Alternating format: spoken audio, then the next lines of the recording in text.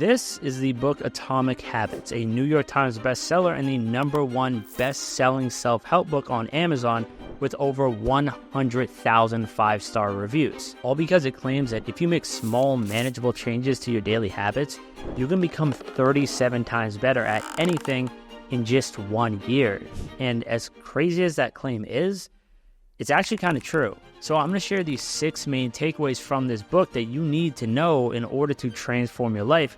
And that starts with realizing that the problem preventing you from changing your habits isn't you. The reason why you continue repeating these same bad habits for so long isn't because you don't want to change, but because you have the wrong systems for changing. The author James Clear says that you don't rise to the level of your goals, you fall to the level of your systems. And with the right systems in place, you can make small, manageable improvements on a daily basis, which is something that we can all do. But before we can understand how to create effective systems, we need to understand how habits actually work, because it's a lot different and a lot more powerful than people normally think. Basically, there's 4 primary factors in a habit that you'll need to fully understand: the cue, the craving, the response, and the reward. The cue, this is where a thing normally happens. Let's say that you wake up in the morning. The craving, this is where you may get an urge to do something, like you wake up, you want to reach over and check your phone. The response, this is where you'll have an urge to actually do that action to reach over and check your phone. And then finally, the reward, which might be a little bit of relief, might be a little bit of validation or dopamine. Cue, craving, response, and reward are the 4 factors that are forming a habit loop. And approximately 40% of the things that you do in a day aren't conscious thought, but rather just habits in motion. Even things like being self-conscious or feeling tired or bored, all can just be habits that you've subconsciously formed. Some habits you may have cultivated for so long that they just become part of your personality. You may think that you're just an impulsive person or you struggle to maintain healthy relationships, but in reality, in a lot of cases, you've just continued to do the same bad habits for so long that you now identify yourself with those habits. But you are not your habits. You have the power to change your habits, and in turn, you can transform your entire life. But in order to make these changes so they'll actually stick, you need to understand this hidden bias that can hold you back. The thing is, normally we think of progress as linear, where we'll gradually get better a little bit every day, but that's not how life actually works. What actually ends up happening is more like a curve, where in the start, you make small, hardly noticeable changes in your daily lives that eventually compound into something bigger.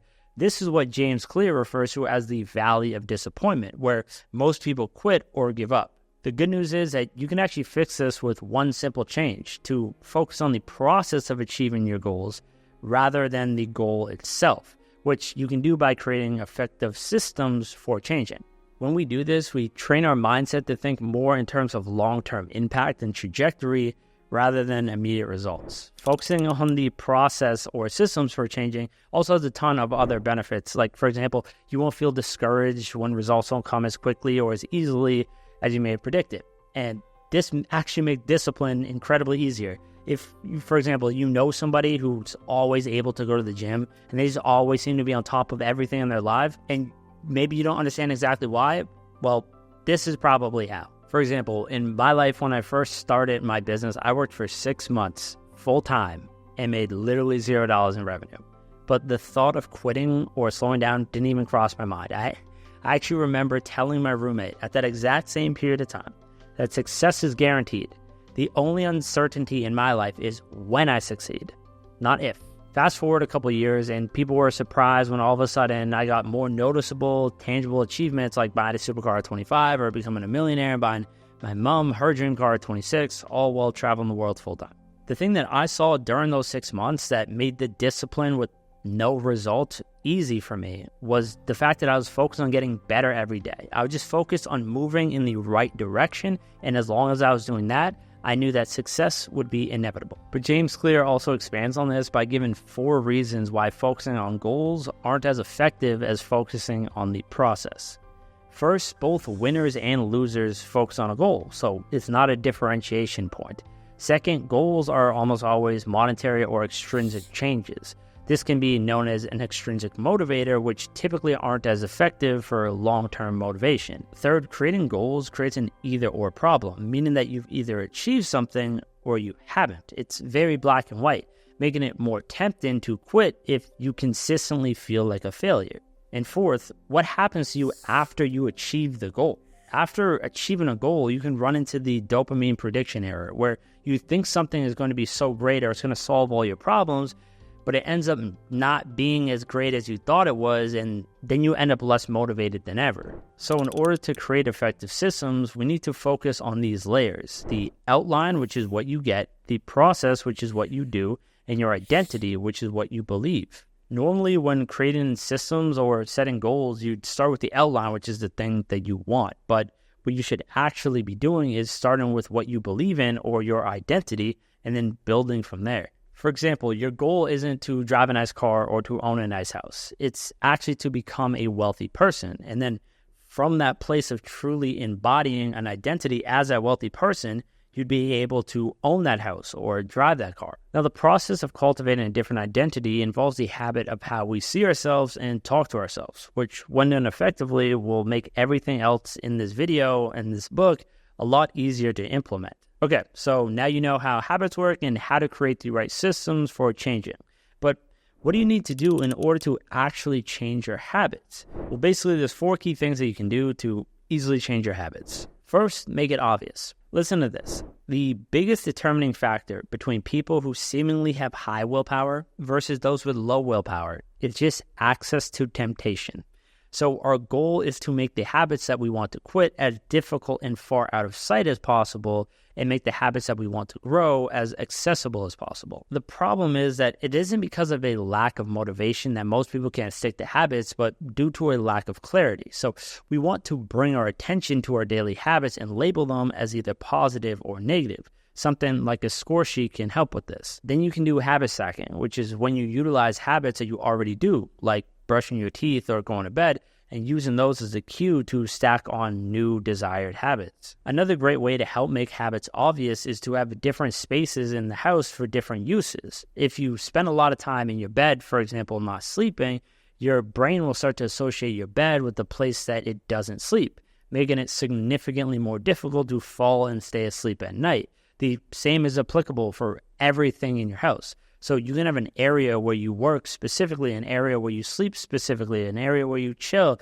and then try to not mix those places. Next, you want to make it attractive. In order to understand what makes something attractive, we have to understand dopamine. Dopamine is the feel-good chemical in our brain, which is meant to drive motivation. When you get a release in dopamine, it essentially signals, this feels good, I want more. But dopamine typically spikes in anticipation of a reward, not necessarily from receiving it.